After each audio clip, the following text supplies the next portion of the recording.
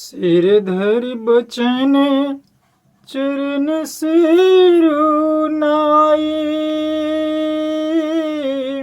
रथ चढ़ी चलत भय दो भाई, भय दो भाई।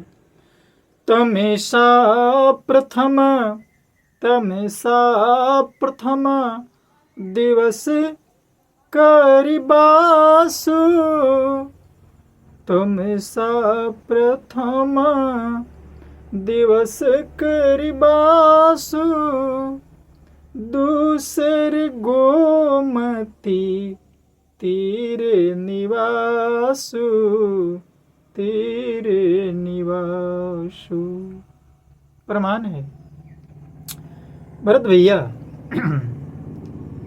माता की आज्ञाओं को अपने सिर पर धारण करके उनके चरणों में सिर नवाकर दोनों भाई भरत और शत्रुघ्न, ये कथा वहाँ के भ्रातृत्व भावना से भरा हुआ है संतजन, जहाँ पर भाई भाई के बीच संपत्ति को, राज सिंहासन को, राज्य पद को त्याग कर राम पद के लिए लड़ाई हो रही है। जैसा कि दास ने बताया था मनुष्य के माध्यम से कि भरत के जीवन में, भरत के सामने जब ये समस्या आई कि उनके सामने राम पद और राज्य पद दोनों एक साथ प्राप्त करने की चुनौती जब दी गई, तो उन्होंने राम पद को स्वीकार किया। ये भरत का चरित्र, देखिए भरत का चरित्र मेरी जानकारी में मनुष्य के माध्यम से यही समझ में आता है कि वही समझ पाएगा, दुख नहीं मानेंगे जिनको कोई भाई होगा। क्योंकि आज के संसार में भाई भाई के बीच जो हो रहा है, उसको यदि समस्या का हल होगा तो वो मनुष्य के माध्यम से होगा, केवल और केवल माध्यम मनुष्य के माध्यम से। यदि मनुष्य के रास्ते पर हम सनातन धर्म, हमारे समाज यदि चले मानो मात्र, तो कहीं भी भ्रातृत्व में दरार नहीं पड़ सकता है। पहले दिन तमसा तट पर विश्राम किया, दूसरा दिन गोमती के तीर पर पहुंच गए, रात भर फिर वही सई नदी के तीर पर निवास करके सवेरे वहां से चल दिए और पहुंच गए श्रृंगवेरपुर। अब देखिए ज्यों ही श्रृंगवेरपुर के समीप जा पहुंचे तो श्रृंगवेरपुर के राजा निषाद के प्रमुख गुहनी इनकी समाचार सुनी।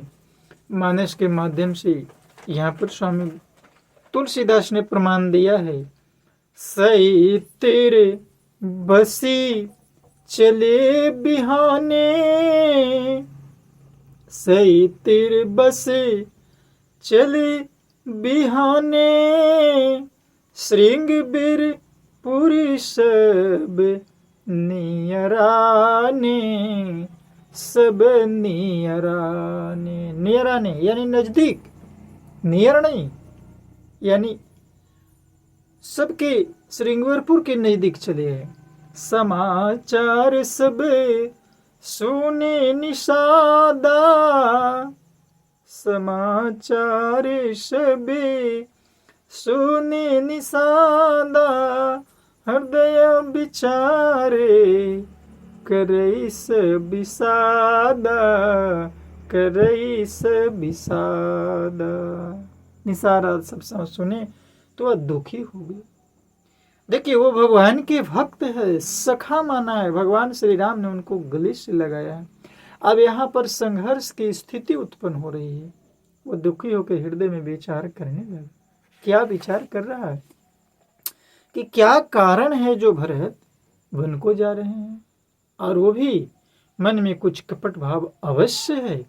यदि मन में कपट, देखिए यदि मन में कपट भाव नहीं होता, कुटिलता नहीं होती, तो साथ में सेना क्यों ले चले हैं?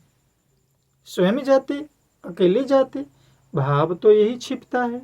समझते हैं कि छोटे भाई लक्ष्मण सहित श्री राम को मारकर सुख से निष्कंटक राज करूंगा। प्रमाण है, जान ही सानुज राम ही मारे,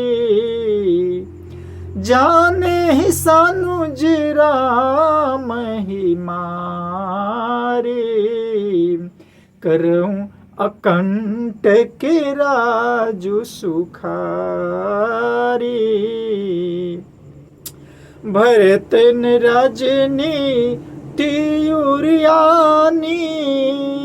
भरत न राजनी तियुरियानी, तब कलंको अब जीवन हानि, तब कलंको अब जीवन हानि। देखिए, समझते हैं कि छोटे भाई लक्ष्मण सहित श्री राम को मारकर सुख से निष्कंटक राज करूंगा। भरत ने हृदय में राजनीति को स्थान नहीं दिया है, राजनीति का विचार नहीं किया। तब पहले तो कलंक ही लगा था, अब तो जीवन से ही हाथ धोना पड़ेगा। इस प्रकार कहते हैं कि संपूर्ण देवता और दैत्य वीर जुट जाएं तो भी श्री रामचंद्र जी को रण में जीतने वाला कोई नहीं होगा। ऐसा विचार निषाद प्रमुख गुह के मन में आ रहा है। भरत जो ऐसा कर रहे हैं, इसमें आश्चर्य क्या है? विष की वेले में अमृत फल कभी नहीं हो सकते। देखिए, निषाद राज के मन में यह आ गया कि माता कैकेयी जैसे कुटिल माता, उनका मन का विचार है। आओ कहते हैं कि विष के पेड़ में अमृत के फल कहाँ से है? जिसकी माता कुटिल हो उसका पुत्र तो कुटिल ही हो। ऐसे विचार निषाद के राज में आ रहा है। देखिए कैसे कैसे विडंबना है, लेकिन भरत क्या है वो तो श्री राम जानते हैं। इस प्रकार कथा आगे की ओर बढ़ेगी। तब तक के लिए दास विराम देता है। भरत चरित्र सुनने से एक ही संकल्प होगा कि भाई भाई के बीच ये हो जाए।